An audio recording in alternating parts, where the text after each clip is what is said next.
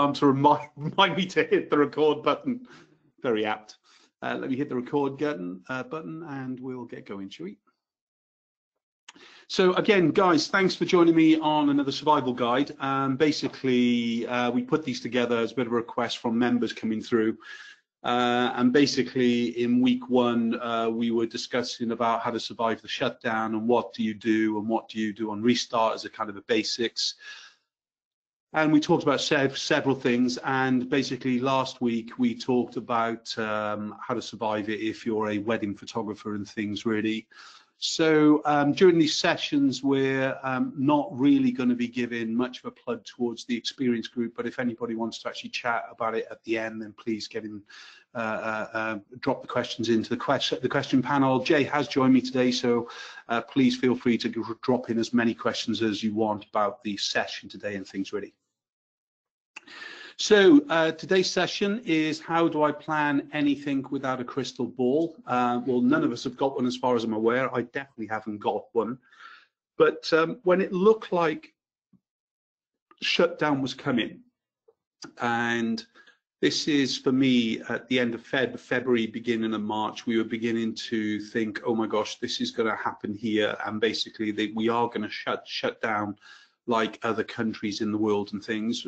I need to start to actually get a plan together for the experience group. And it wasn't so much a knee-jerk plan, as we discussed in week one. It was more to do with what happens if. So that's the first thing. Now, if you join me in week one of this session, basically that's what we talked about quite a lot of. The main thing was to keep calm, is to kind of don't panic too much. Yes, we're going to be worried. Today we're talking really about finances more than anything else. Okay, so just having a look at my basic Excel. I've done a bit of an updated one as well to do with the loans available in the UK by the government. Obviously, if you join us outside of the UK, your own governments will basically have their own kind of structures and so on, but we're going to be talking a little bit of finance from our government today and things really. So when we start to anticipate what's going to go on, we have to kind of create a kind of a battle plan. And the battle plan is all helping us to win those little parts of the long-term war, as it were. And what we've got to do is obviously play a game, which is what happens if. And basically, we created a 14-week plan for the experience group. I decided I was going to drip it in each week for them, even though I was going to be telling them some things just a week before what we were going to give them live, and other things we were giving them the heads up for about 2 or 3 weeks and so on with it. So really what we're at this point is me talking through about the gut instinct, and you all have it. Some of you act on things, some of you don't make time to act on things and so on. But for me, when you think that we've got close to 100 studios in the experience group and things, we've got to make sure that we're ahead of things. We can't wait for basically the horse to run out the stable before we think about shutting the door. So there were lots of little things that I was putting into place, especially leading up to the shutdown. Obviously, we didn't know it was going to come, but we presumed it was going to come. And then when it does come, how long is it going to be closed for? So however long you think we're closed for, you've got to actually create, I would say, as soon as you come off here today, you've got to basically look at a diary date and basically choose that as the start of your battle plan. And then you can actually start to actually look at what you need to do to make sure that you're going to hit the numbers that you need to make sure that you're basically going to deliver enough profit by the end of the year that financially you're restabled again. So when we talk about going with your gut, it would entail all of the kind of financial what happens if, yeah. But we've also then got to actually go, okay, so if this is my restart date and this is what I'm going to press the button on that date, what are all the things that I need to lead up to that 6-week kind of getting going? Because in the 6-week plan, realistically, we usually talk about a 6-week plan when you join experience, and actually what you need to put in place ASAP so that you can actually really deliver the clients within weeks of actually getting going. So when we start to actually look at the close down, of course, we had to add more into our a week plan, as it were, and I created, as I said, a 14-week plan, all based around what we were going to be doing during the course of the lockdown, what we needed to do at the beginning, what we need to do towards the end, and what we're going to be doing obviously actually in that middle kind of part where we're kind of really restricted. And many of you are obviously going to be asking the question, well, when are we going to be reopening our doors? Obviously we're being led by ministers on these things, but a good educated guess will put a date on it for you in the area that you are and things really. So once you start to pick that restart date, we can then actually open up the booking diary once more for a book now, because what we want to make sure we don't treat the business as a kind of a weekend off or whatever. We need to start the business so it's full as soon as we open our doors. A restaurant, when they launch, God, the restaurant trade and the cafeterias and everything else, they've been hit even worse than us, I think.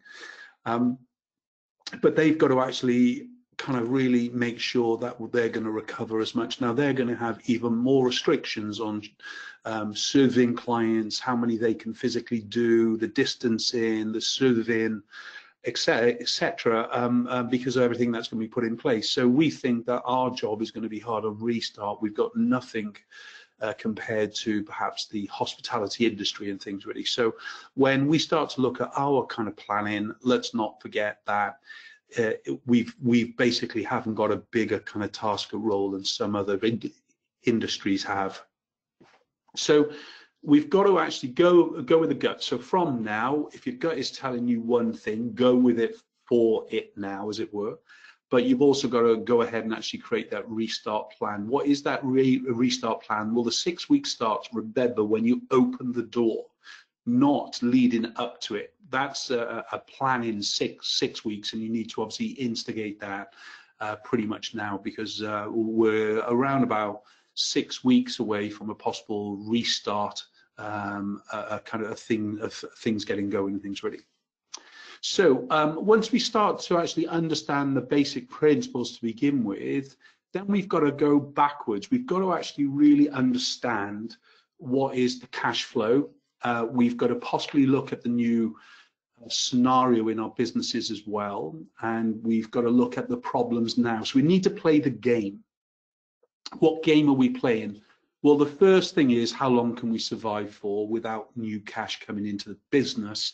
And obviously my main concern with the experience group was leading up to the lockdown, and in the first 2 to 3 weeks of lockdown, is that in some way we continue to earn monies. We talked about this last week a little bit to do with wedding photographers and so on, but we need to actually generate cash. So if you haven't been offering digital files for sale, you should be stripping your assets out of the business that are not doing anything, and you have those abilities to actually sell in those assets. And I would suggest that if you haven't got around to doing that yet, that you actually make that useful in the next week or so. No matter what, you've got to actually spend some time on it.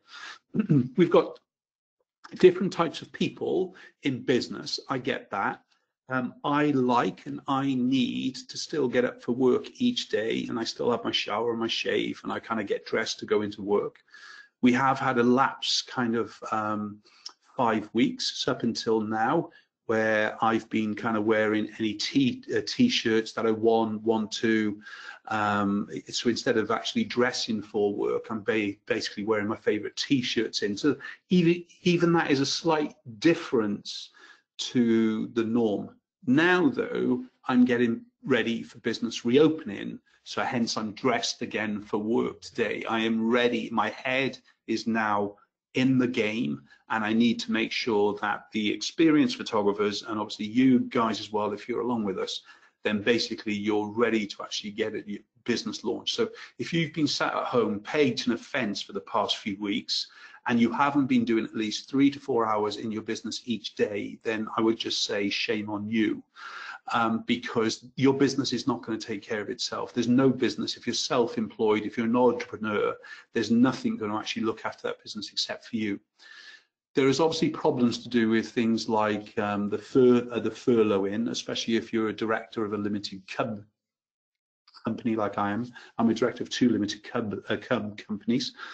And the problem with that is that if I furloughed myself, we basically get our main salary from dividends, in other words, from a bonus of the profit, as it were, instead of from a general wage like perhaps the sole traders or employees do.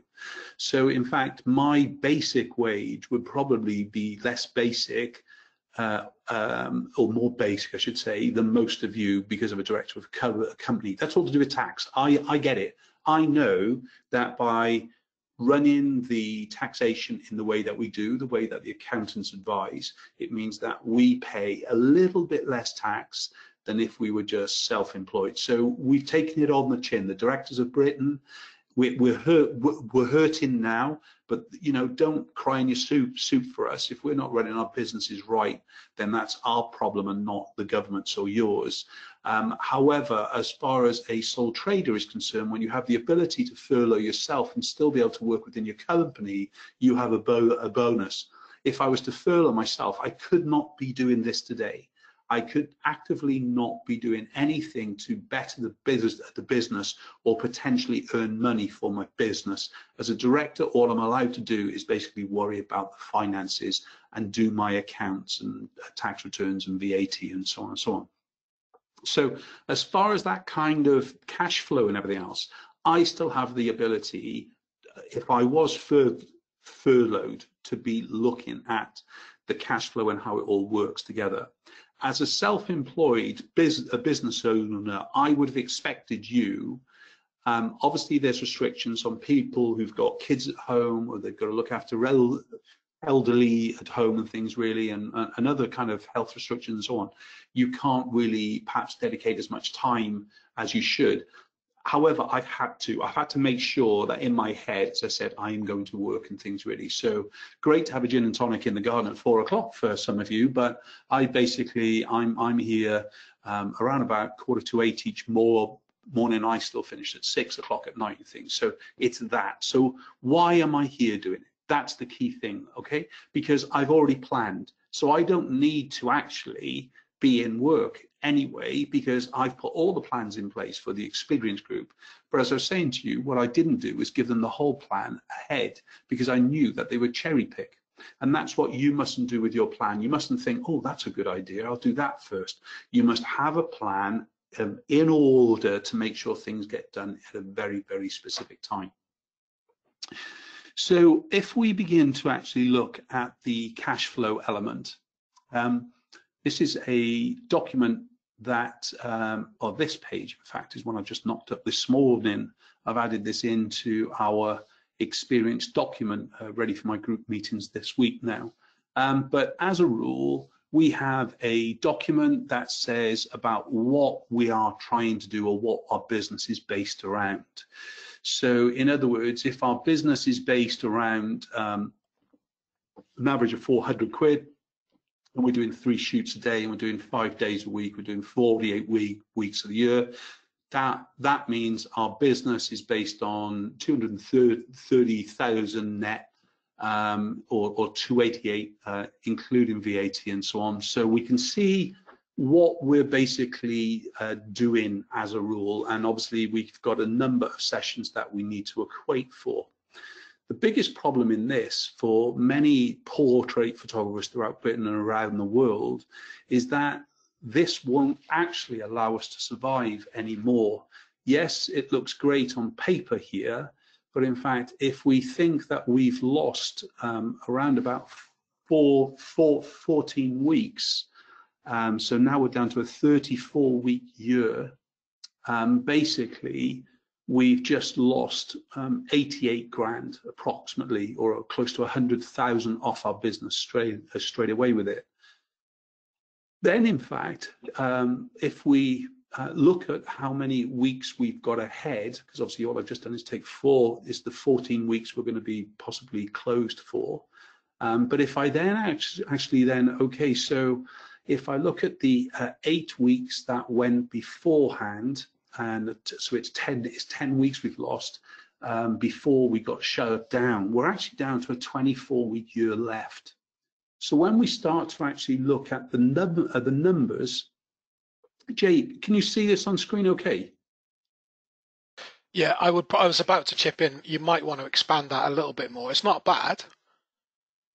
Have you got it minimized? No. How am I seeing your presentation behind it then? You are. It's basically because the Excel's in front. That's all. Just stretch the side of the Excel a bit, mate. That should do it, shouldn't it? No, it doesn't get any bigger when I do. Oh, it's all right now. I can see it. We can see the numbers. Okay. Yeah. So the problem that we've got, we're probably going to have less than 24 weeks of the year. I'm anticipating, in fact, this is going to reduce it down to a 20-week year is what we've got left. So if we thought how much time we're going to have left of the business year, we can soon see that a business that would have been turning over just short of 300 grand in a year, take away the actual 10 weeks that we did, and probably 2 weeks of those were normal because they're the first weeks of the year, i.e. January. So they wouldn't have done as much and so on. By the third week in January, we've been back on par. But realistically, we've got 20 weeks of the year now, and you've got to look at that income and you go, is this enough for me? That's the first thing that you've got to go, okay? Because if it's not, you've got to actually find some way to generate more shoots per day to actually make this up. And then you've got to ask yourself, can I physically do this? Because obviously it's very easy for us to go, okay, we're going to increase it to 5 sessions a day, 5 days a week. We've got obviously the 20 weeks of the year left. So by doing that, I've basically increased it considerably. If you didn't see the session numbers change, it's quite drastic, in fact. So you've just gone from 300 sessions by adding another 2 in. Obviously, we've increased it to 500 sessions, what's left in the physical year. We can't really predict the average is our problem at present because we don't know what new business is going to be like. Before the shutdown, we were looking at our photographers and we were saying, okay, what are going to be the problems? Well, we're going to have to actually reduce our diary down from, say, you know, whether you're doing 7 sessions a day, you might have to drop it down to 5, or if you're doing 5, you might have to drop it down to, you know, 3.5 or whatever it be. You've got to actually fit the diary in what it is. But in fact, on restart, we're really going to have to be looking at how do we actually almost double down, or how do we create it? Because there's no unknowing to us that this average isn't going to fall through the floor. We have no idea. And this is, you know, I've been in business now for 35 years, and I always quote the average. In fact, probably my experience group get fed up of the word average sale so much because I'm just a numbers man. For the first time in a very long time, Mark Cleghorn to the group in January, or up until January, as I've said to them already, I can't quote anything to do with averages because I've got no idea what's going to be. Yes, we've done our research. Yes, we've talked to our finance other companies, the likes of those who provide us with the interest-free. They've given me up-to-date figures. They've given me the ideas of percentage of refusal. And so we can actually prepare quite a lot, in fact. But really what we've got to be aware of is one of two things. Can we increase the average, and can we increase the shoots per day? So remember when we first joined this Excel, we were looking at basically 3 sessions a day, 5 days a week. What I would say for many of you, you're going to have to make sure you're increasing that to at least 4 sessions per day, no matter what. Your problem then is how obviously you're going to be doing the viewings to actually accommodate the actual amount of kind of extra sessions that we need. And of course, there is absolutely no guarantee that we are not going to actually get a double lockdown. So in other words, we might hit October, November to be faced with another 4 to 6 weeks of closure. If so, what is that going to be doing to the businesses? Now, the businesses of the UK would be absolutely demolished at that point. So the one thing to actually bear in mind is actually, okay, from restart, how do I actually double down my sessions? How do I make sure I'm doing everything that I can, what I can't do when I'm closed? So in other words, what you cannot do when you're closed is shoot. So that's the first thing you need to actually get your priorities on, is to ensure that we're doing it that. Once we kind of sort out these kind of figures, then we can kind of move on, because we understand the turnover. And the turnover and profit, of course, is a major difference in the kind of the equation. And really, that's why we're seeing the bounce back loans being announced by the UK government. Okay, so if you've been a rate paying business, you've already had between 25,000 and £10,000 grant. So that is actually monies without repayment. Plus, of course, we're not going to be paying rates for another year. So for me, that is really great, okay, to some extent, because I've had a £25,000 grant from the government, completely free of, or from the council, I should say, completely free of charge. But I've also saved £22,000 for the foreseeable future in rates.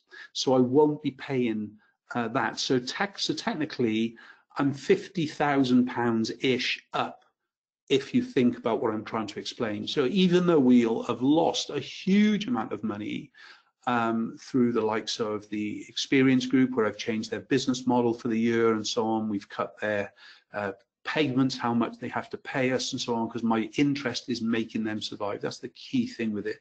So once you start to understand the fundamental basics, the first thing you've got to do, if you haven't applied for your grant yet, you need to apply for that grant. We talked about that in week 1, yeah? Then we're basically, we're technically in our week 7, so I do apologize if I'm talking week 7 now, but week 1 for you was 3 weeks ago, so you should have done that then. We talked about it. So now, with the announcement of the bounce back loan, you've got to actually look at it and go, okay, can I really afford this? That's the first thing. The great news about the bounce back loan for many of you is that as long as your business wasn't in financial trouble before December 2019 with it, there's no reason why you shouldn't get the loan, because it's 100% money back guaranteed by the government. They've never done that before, as far as I'm aware. So basically, your bank can't really refuse you because it's guaranteed. The problem that you're going to have is obviously the repayment of that loan, because don't get confused, this is a loan and not a grant like we've had. So you've got to actually look at it. And even though these loans are available up to £50,000, there's probably only going to be one loan given. That's it. So this is the hard part for many small businesses, is do I take the loan out or do I not take the loan out?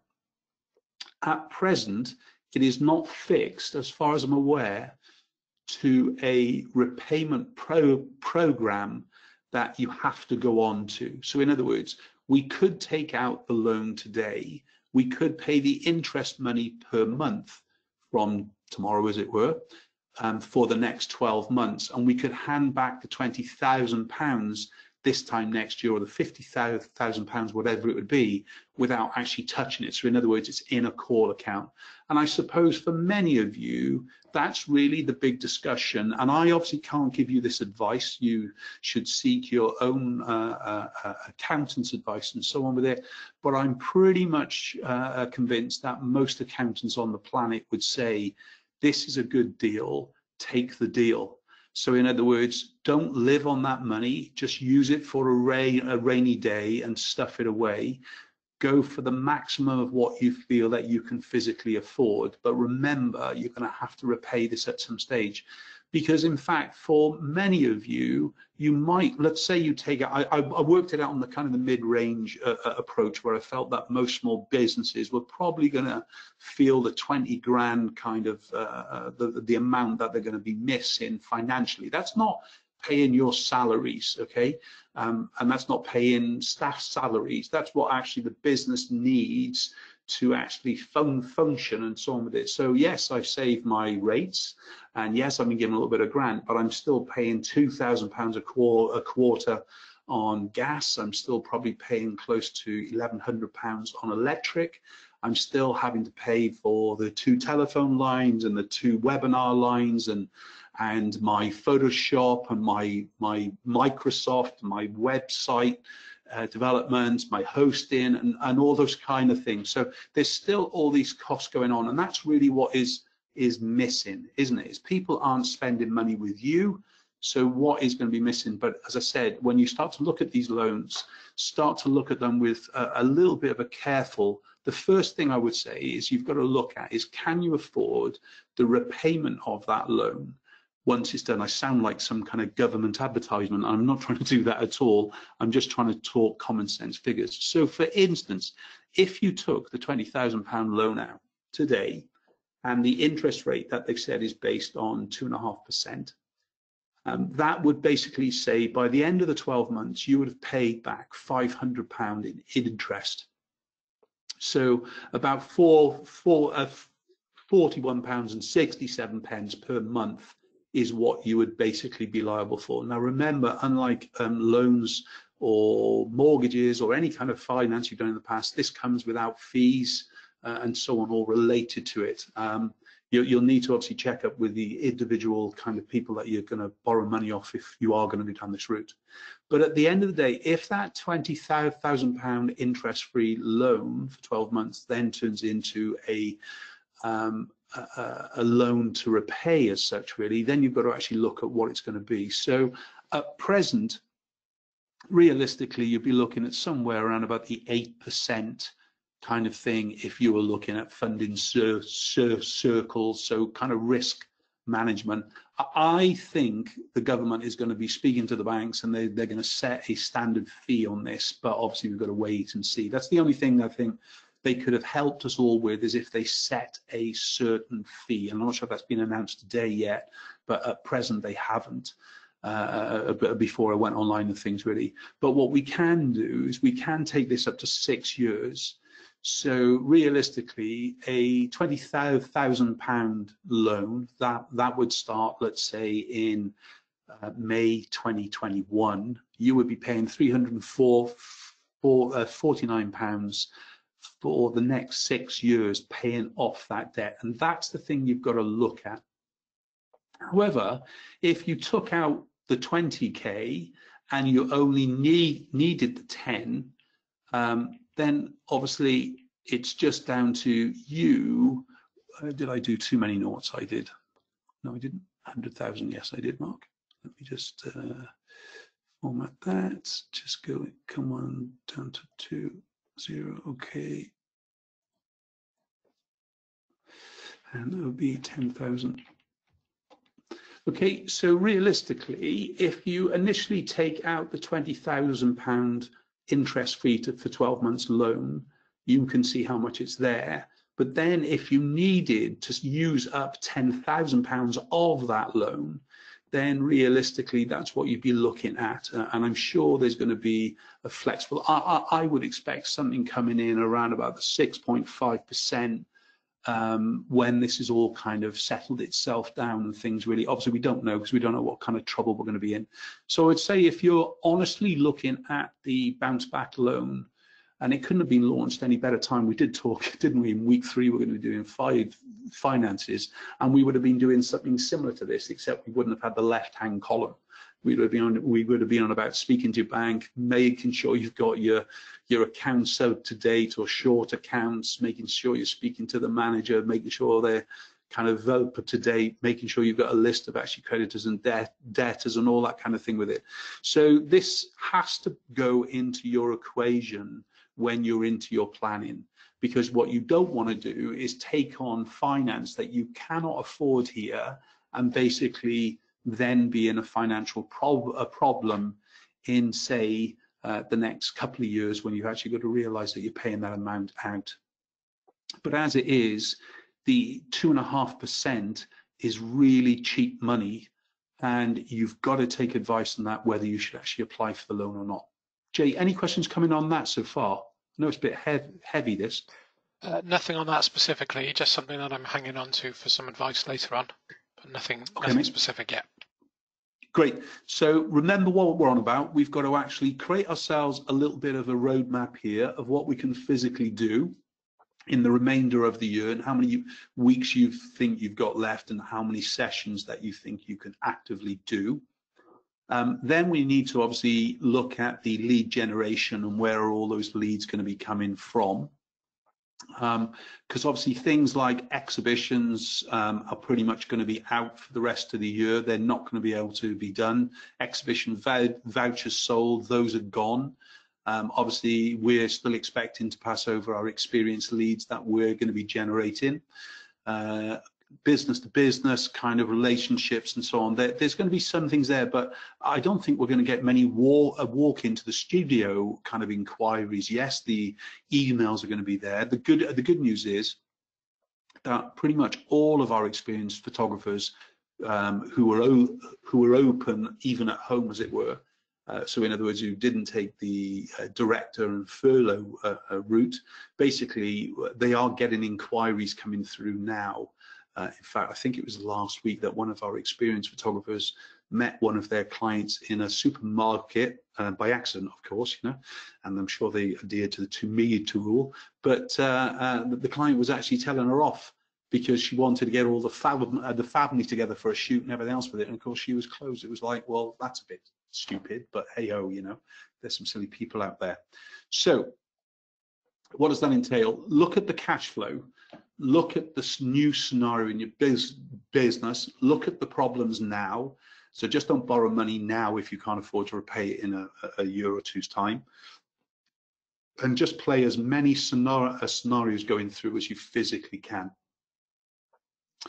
As far as the personal financial plan is concerned, you've obviously got to speak openly to your life partner about all the financial situations, everything. Do not hide anything at all, because what you don't want to do is actually come out the other end of this having a divorce or a split because you hid things. You've got to obviously look at how much money that you physically need to take out of the business to cover the likes of mortgages and personal loans and so on and so on, but also the day-to-day living. But that's probably going to be drastically reduced during these times, whether you like it or not. You've probably already done that. You should have already been in touch with your mortgage company, whether it's business mortgage on your premises or it's a home mortgage or both, to actually have your holiday kind of payments approved. There's pretty much nobody that I know of has actually disagreed with that and things at all. So they've all kind of agreed to actually give people the 3 months or more. Same with your personal loans, same with any kind of thing to do with your cars. Try and take payment holidays wherever you are, and that obviously includes your landlord and so on with it as well and things. But what can be put on hold, you must put on hold, and I would say don't spend anything unless absolutely necessary, of course, with it. The key thing is to make sure that the business is strong financially. You know, cash is king, as they always say, and what you don't want to do is bleed money. So you want to keep it as tight as you can and make use of the money of as much as you can. So it's knowing when you can start to actually market and do the advertising. Just going to touch on this a little bit. We're going to talk about it a little bit more in the next few weeks. But really what we're looking at is the 7 key steps to growth and strategy, yeah? That works immediately in a business, but how can we apply these into our businesses today, okay? So in other words, I'm just going to touch on this for now. We'll extend this next week fuller. But the first thing would be is to establish a value the proposition. Coming out the other end of this, why are they going to choose you instead of somebody else? That's the first thing. Identify your ideal customer, both now and in the long term. That's key. And we've got to set some things in place that are going to be our key performance indicators, our KPIs, that we're going to actually know and actually be able to track the business with. And that is just not X times client spending X amount of money equals X coming into the business. But we've also got to look at all the marketing and how we're going to actually monitor what is actually best. And we're going to have to monitor that new kind of client coming through our door as well, of course. We've got to look at the revenue streams, and we're obviously going to be looking at past clients before the new clients. Why is that? Because the past clients are trained. We're going to look at the competition a little bit, and will they still be your competition on the other side of this? Remember, I mean, last week we were on about over 60% of wedding photographers will either have to get another job or will actually leave the profession of wedding photography full stop at the end of this when this restarts. And pretty much similar as far as the portrait photography is going to be concerned as well. Focus on the strengths, that's key. Obviously, don't get distracted, in other words, by just doing some other things. Perhaps you've been training while you've been off, which is very well done. And basically, I'm just telling Jay, we've just had our streaming costs in from Amazon today of how much you guys on the Academy have been watching our films. Oh my God, it hurts. Hey ho. I've got a budget there for all the free giveaways. We're still giving memberships away and things, really. It's my problem, not yours. But whoa. But look at the strengths, and our strengths go into lockdown, of course, is we have the Academy. We're an online training company. We're not new at this. We're good at this. So for us to actually strengthen that is the key thing. And what we've got to be to make sure of is that you, as your business, you talk about your business. Mark Cleghorn is inherently bad at talking about himself, and I get nagged about this. It's because realistically, it's not about me, it's about you. It's about my help to make you into a much better business tomorrow. I'm a dinosaur in the league of kind of photography, as it were. I'm going to be extinct soon, like many. But it means that we've got experience. And the key thing is, at this time, this is when we need the experience. No pun intended there at all, I promise you. But what you've got to start to do is when you're getting ready to reopen your business, you must start to talk about what you're great at. And I know it's going to be very, very hard. As I said, I hate doing it about myself, and I usually pay others to do it for me instead. But it also is always in the proof in the pudding. So don't overpromise things is going to be key. But you've got to set that aside now within your business with it. And then you've also got to look at how you can reinvest or invest into talent. So you might have actually had to lose staff. You might have been just looking at staff, but actually put it on hold. I mean, I got rid of 2 key people right at the start of this. They were 2 administrators here, and they both know I want them back as soon as we can physically go. It was more beneficial for them to be finished than furloughed, and that's what we did for them.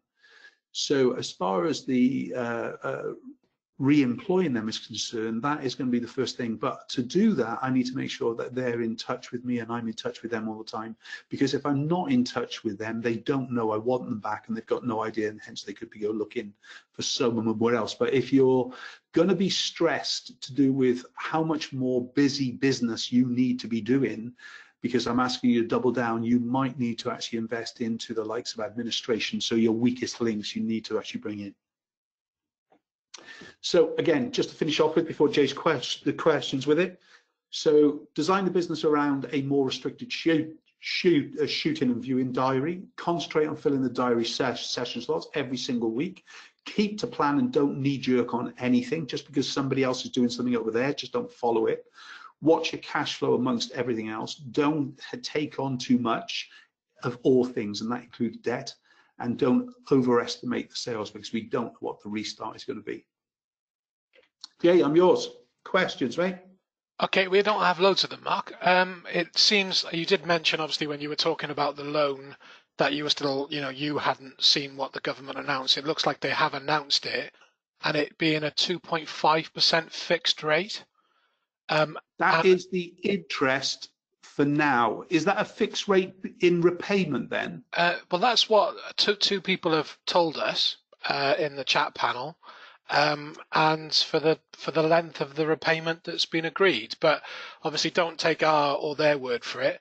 Then you need to check with your payment providers, or you don't have to bank with your own bank, do you, to do it? So it's obviously checking what I presume the best thing for you out there is.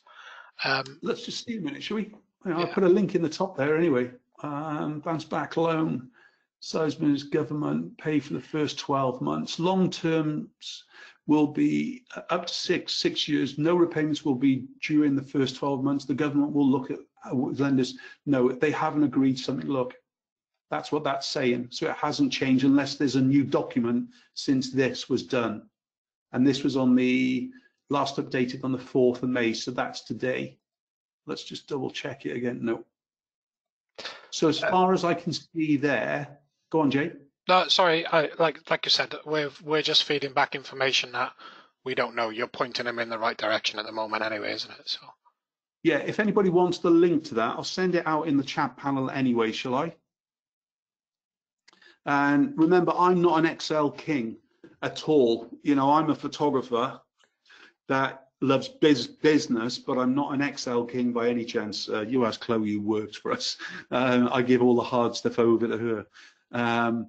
So this is still showing that you can borrow between £2,000 and £50,000. Okay, the government guarantees 100% of the loan, yes, and there won't be any fees or interest paid for the first 12 months. So they are saying that there's no interest to pay for the first 12 months. Okay, so that could even be better. They have to fix it. I read it that it was 2.5%. 2.5% is what's been coming through from several people in the chat panel. And that's why we had it in the Excel. And 2 people implied that their understanding was that was a fixed rate for the term of the loan. Okay, well, if it is, then we can hit this Excel here, and basically we look at 2.5%. Remember, this is with the figure. Let me just highlight that over there and turn that to black. So if that is the case here, yeah, and we look back at that 20,000, you're looking at 300 quid a month that you're going to be payable if it's across the 6 years. Obviously, if you're going to do it for less than things, really, that's going to be down to you. But that is interest bearing on that as well. But if that's the case, the 20,000 interest-free loan, if there is no interest being paid, I would say your accountants are going to say it's a no-brainer. So a couple of people have chipped in from different money providers already. So, for example, Santander is 2.5% for the length of the loan with no fees for early repayments. 12 months interest free, then 2.5%. So, but like you said, it's different. As you know, I think you said anyway, you don't have to be with your bank. It can be with any bank, isn't it? So I would imagine the majority of all going to be very similar anyway, mate, aren't they? Yeah. They'd have to be, really.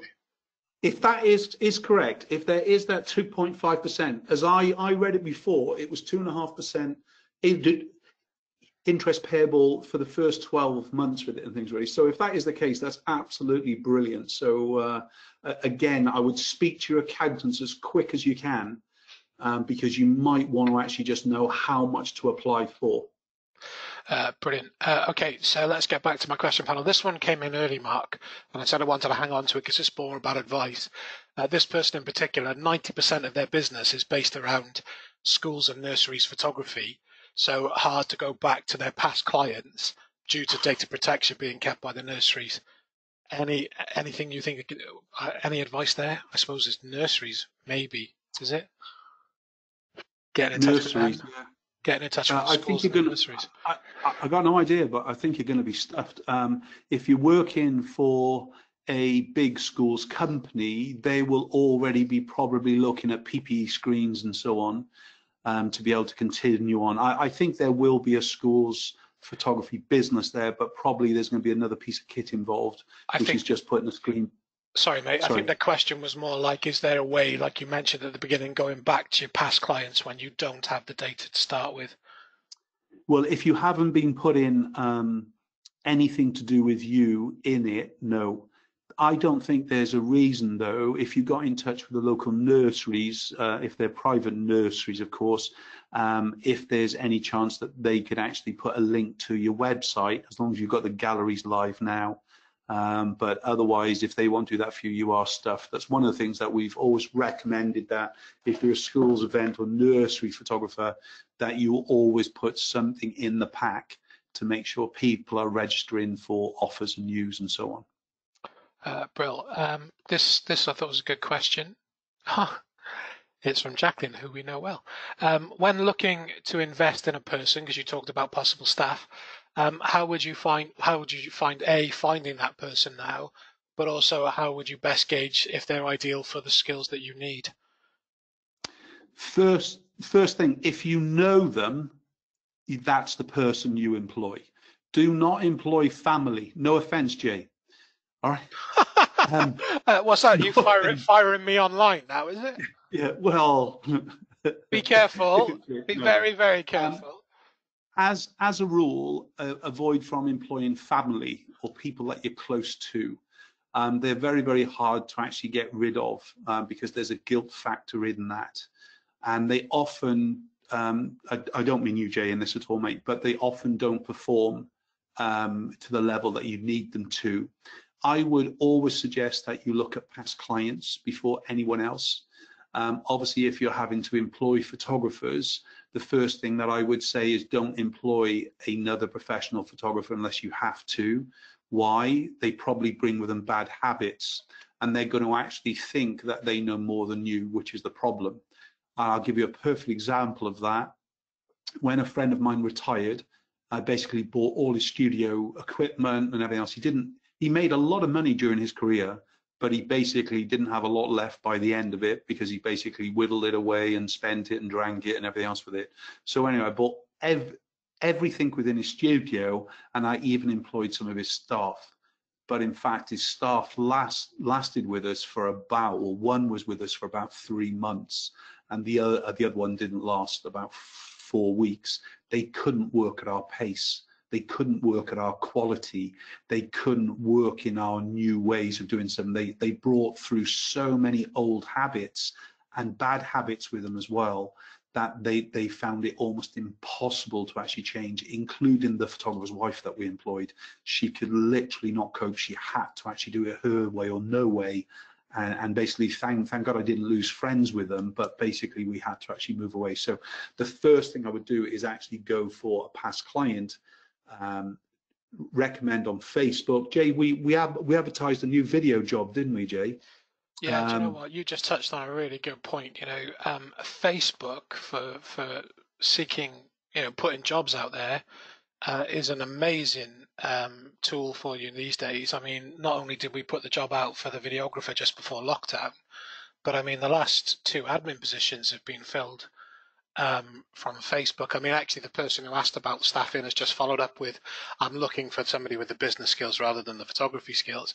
I suppose from our own experience with applications at the moment, you're going to find a lot of people are very overqualified for the types of jobs that you've got going out there because they need the jobs. How do you know if they're good for you? Most people will be up for a trial. Yeah. So Mark was saying about the videographer's job. I posted it I think 2 weeks before lockdown, wasn't it?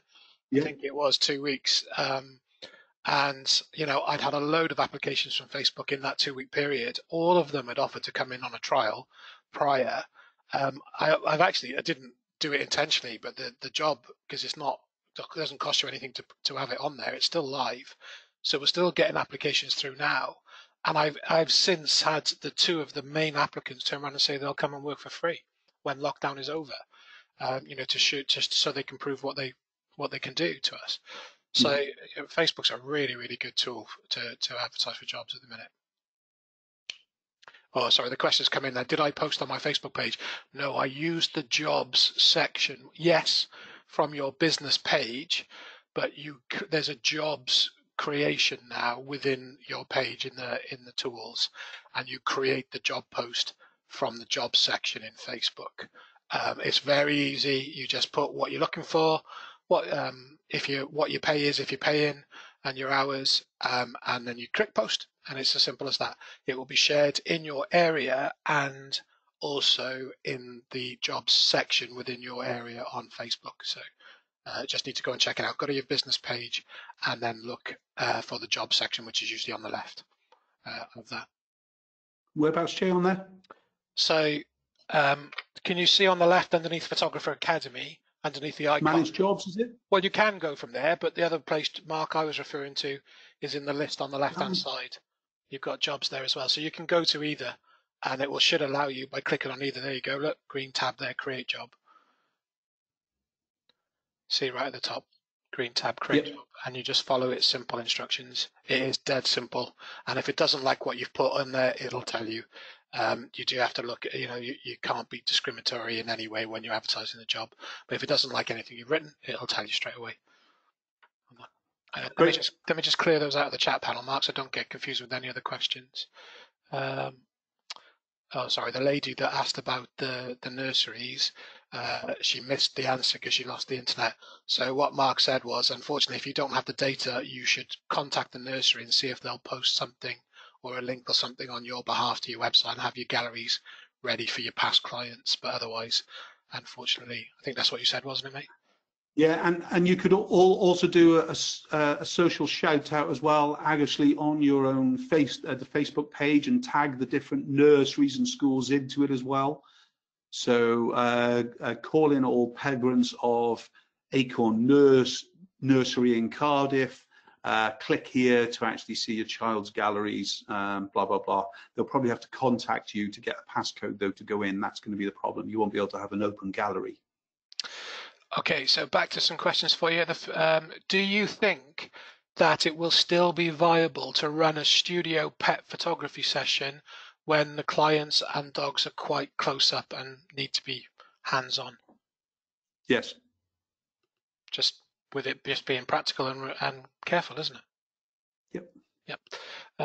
Sorry, mate, these are coming in now, so I'll have to read through them. So I don't have a studio, and I specialize in location-based corporate marketing photography for hospitality, corporate events, and travel industries.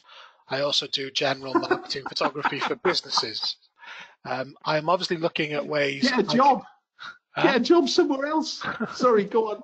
Well, let me finish. There's enough at the top.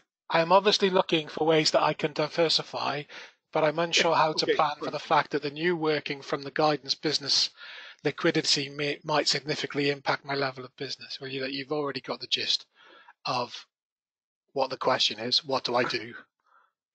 Do something else. Do something else, honestly. Let's face it, corporate is not going to reopen till September, October as a minimum. It's going to be openly spaced out, so it's going to be less people visiting. Yes, there'll be a bit of PR going on and everything else with it and things really, so that'll be good. And perhaps if you're linked in with the hotels that you've worked with in the past, then that's good. Any kind of functions that are going to happen, basically, I doubt if they're going to happen. I think that's just down to a business. We're so worried about being sued. There's a term, and I forget the exact term now, but it's something to do with manslaughter within business. And it means that I haven't taken precautions to prevent death through operation. So already we've begun to actually discuss, haven't we, Jay, here, how all the offices change. We've already discussed how the new videographer will actually be working in a separate location to us. There was a separate room. I can't bring them into the creative room when we restart because we don't know them. So they will have to actually work alone until we know the circle of people that they deal with and so on. I need to keep it very tight. Jay's office, we've got to actually work out how many girls Jay is going to need, or people, sorry, I should say, girls, because we're going to re-employ. Kim and Danny, I hope, straight away. I've also told Debbie, my wife, that she won't be coming into the office under any circumstances unless she's working on a Saturday, because I don't think there'll be enough room in that office. And your room is pretty big, Jay, isn't it? Yeah, it is. Yeah, it's a big space. Yeah.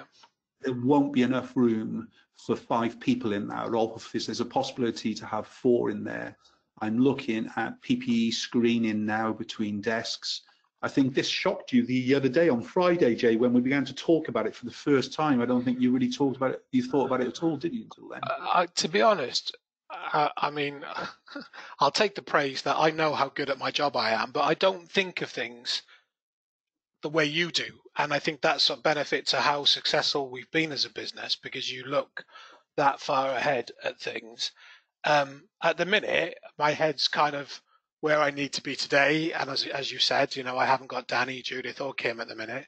So as much as that's calmed down a bit, you know, I've still got to look at what I'm doing on a day-to-day basis, plus get my head into or out of all of this horribleness that's outside of the business. You know, we've still got to deal with how we're feeling as a, you know, as people outside of work.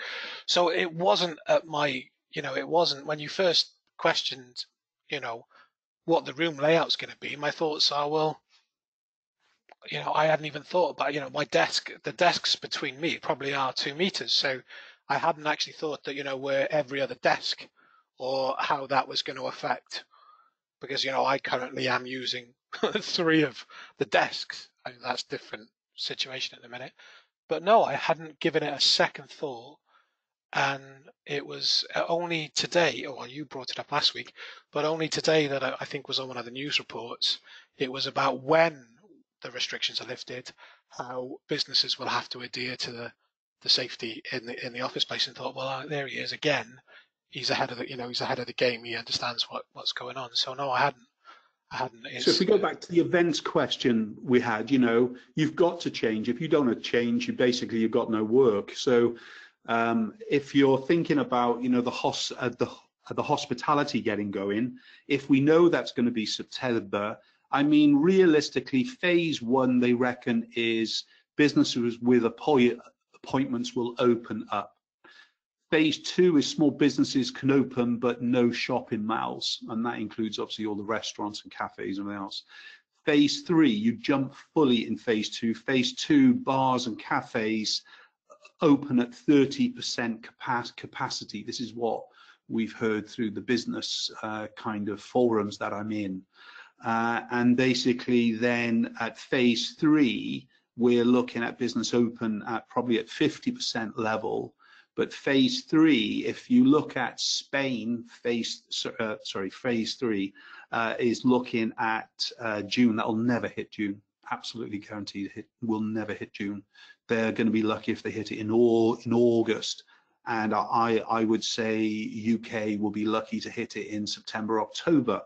Now, what does that mean on the business front? Well, if you look at phase 2, religious and cinemas and theatre, pretty much it's almost ruled out for the rest of the year. So that means that businesses doing events at venues, well, there is no way that we can actually protect you.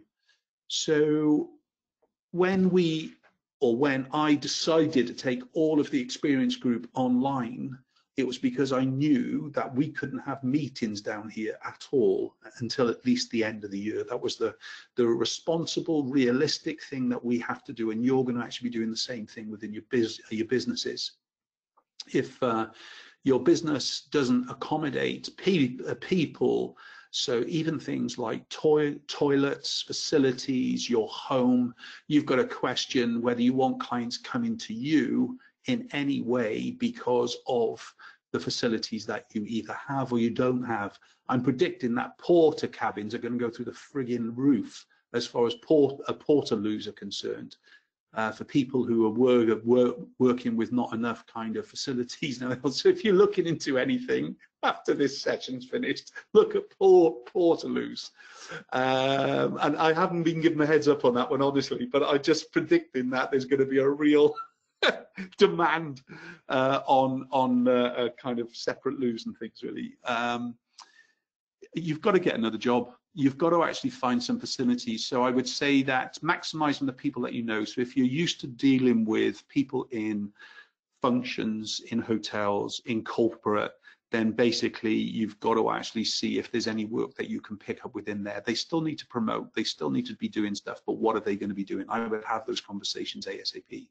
I will probably look at offices and so on with it and seeing what you could actually do to actually PR is going to be a big thing to actually bring us out of this. I'm not on about now, I'm on about 12 months time even. We need PR, we need actually really great messages, we need positivity, and obviously what we're talking about, you and I together, is a bit doom and gloomy. However, that front to the client isn't going to be that at all. We have to actually have that very, very clear message on what we are doing and things really.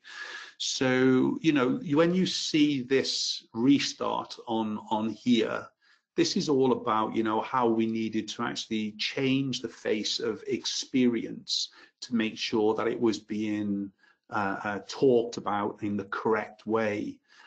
You know, we've just had over 2,500 editories into our photography second quarter judging for this year. That is almost 1,000 more than we've ever had into one judging ever.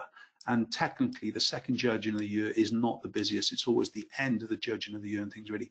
And why have they obviously got all around to doing it? It's because they've had time to do it. And these are the things that you've got to do now. So what kind of time can you use up? So for you who's doing events and everything else, you've got to pretty much say that's on hold for 12 months. I'm not going to be doing much. I'm available. If anybody wants it, I'm available. And I've still got to put my message out there that I'm available. But in the short term, what I've got to look for is an alternative. So do you start to work with some chefs? Do you start to work at more of a kind of a informal lifestyle living kind of documentary photography in and around hotels or things that are going on? How else can you sell your skills? That's really what we've been on about, is how can we diversify? I'm not sure how much that helps, Jay.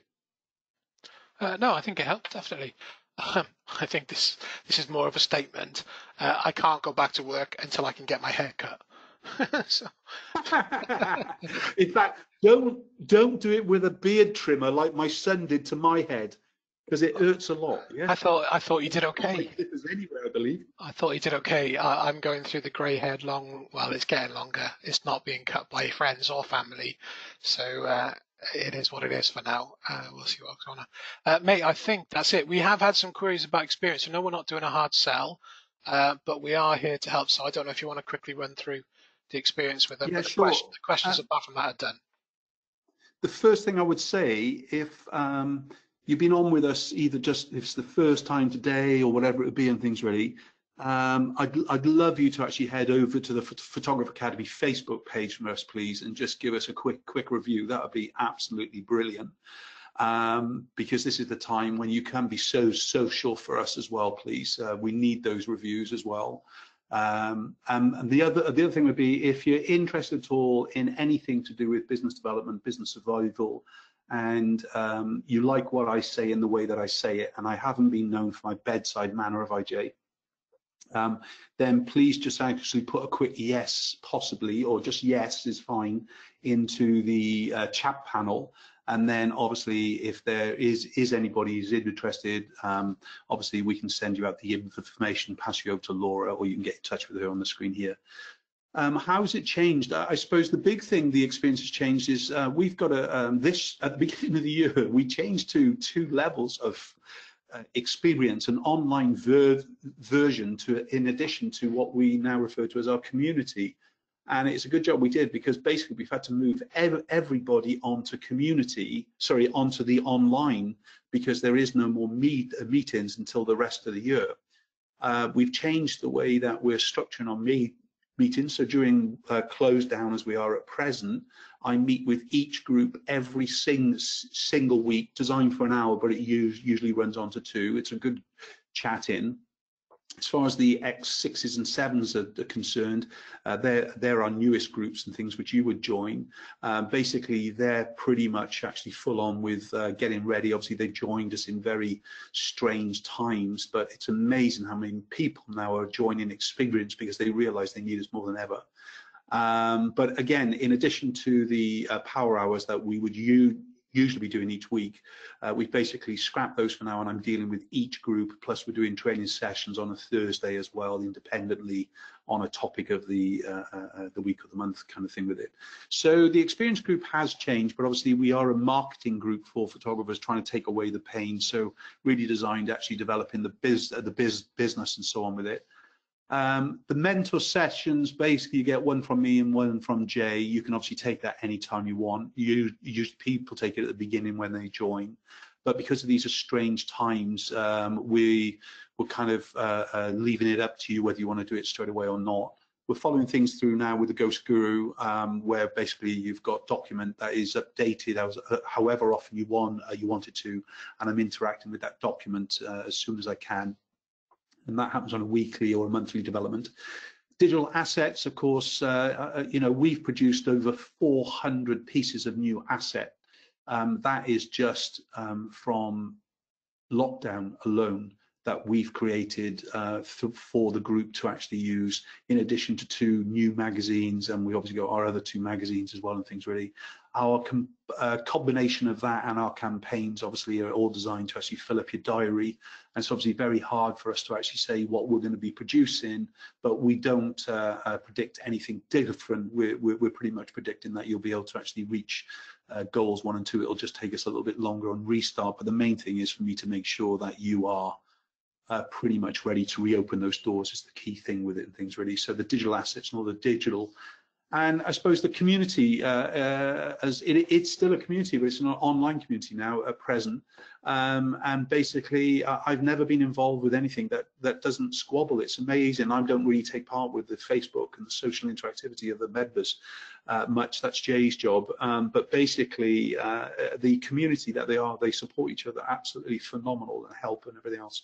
And obviously, they're a little bit of nag to each other as well. So it does me some good when one's done something and the other one hasn't got around to doing it. One doing something really positive then usually inspires 10 others to actually get off their asses and be doing stuff and things really. So that has really, really changed. So overall, as far as the experience group is concerned, we're pretty much delivering everything as is, except you can't come here for a meeting now.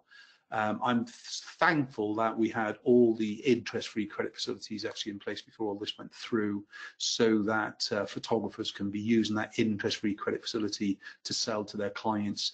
We did just over 100,000 on the first 3 weeks of lockdown. In fact, just online sales and things really. So that was not us, that's the photographers I'm on about, which sounds good, but when you think we usually would do as a group 1.4 million in a month, it's obviously drastically down and things really, but we have prepared them ready for reopening, which I can't really explain about.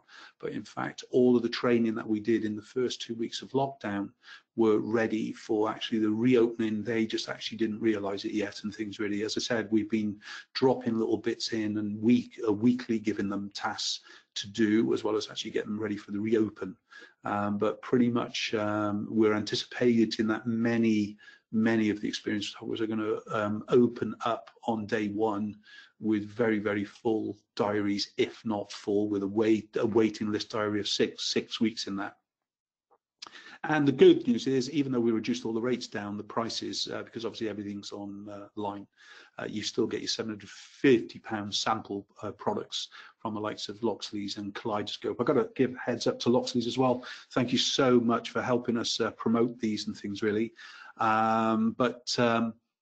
Yeah, they've got a special running on albums for existing clients as well. You should have an email on Saturday, I believe, last week, to actually point you. I can't show it on here, in fact, because it's for clients only, existing photographers only, but they've got a special mega deal on albums, held up in photographers, both now for all orders for existing weddings and portrait clients, as well as actually in the future.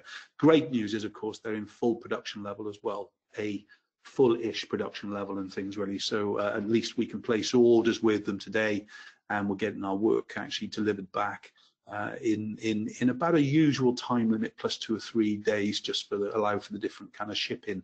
And one of the great things, of course, about if you are a user of one of our trade partners, Loxley Colour, they white label ship to clients, so it means that guarantees that there's no documentation in there.